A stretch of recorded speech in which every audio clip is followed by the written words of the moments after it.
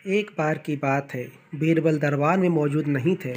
इसी का फ़ायदा उठाकर कुछ मंत्रीगण बीरबल के खिलाफ महाराज अकबर के कान भरने लगे।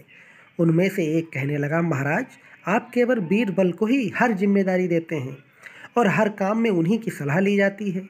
इसका मतलब यह है कि आप हमें अयोग्य समझते हैं।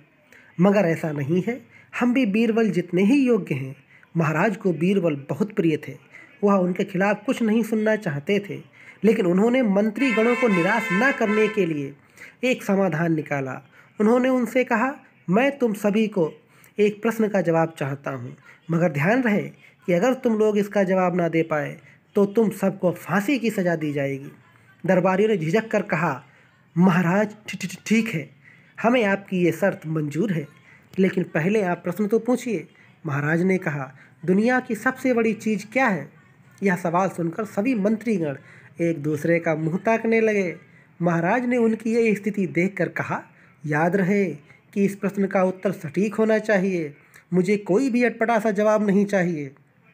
इस पर मंत्रीगणों ने राजा से इस प्रश्न का उत्तर देने के लिए कुछ दिनों की मोहलत मांगी। राजा भी इस बात के लिए तैयार हो गए। महल से बाहर निकलकर सभी मंत्रीगण इस प्रश्न का उत्तर ढूंढने लगे।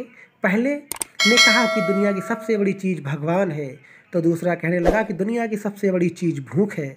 तीसरे ने दोनों के जवाब को नकार दिया और कहा कि भगवान कोई चीज़ नहीं है और भूख को भी बर्दाश्त किया जा सकता है।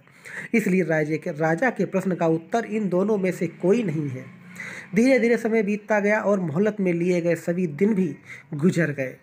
फिर भी राजा द्वारा पूछे गए प्रश्न का जवाब न मिलने पर सभी मंत्रीगणों को अपनी जान की फिक्र सताने लगी।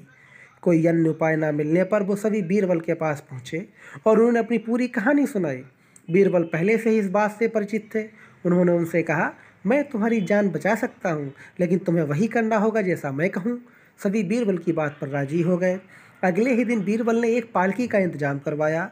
उन्होंने 2 मंत्रीगणों को पालकी उठाने का काम दिया, तीसरे से अपना हुक्का पकड़वाया और चौथे से अपने जूते उठवाए।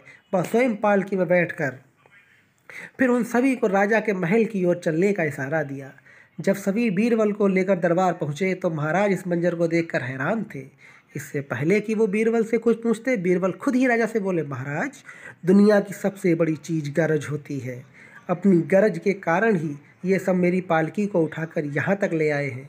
यह सुन महाराज मुस्कुराए बिना ना रह सके और सभी मंत्रीगण शर्म के मारे सिर झुकाए खड़े रहे। कहानी का सीख।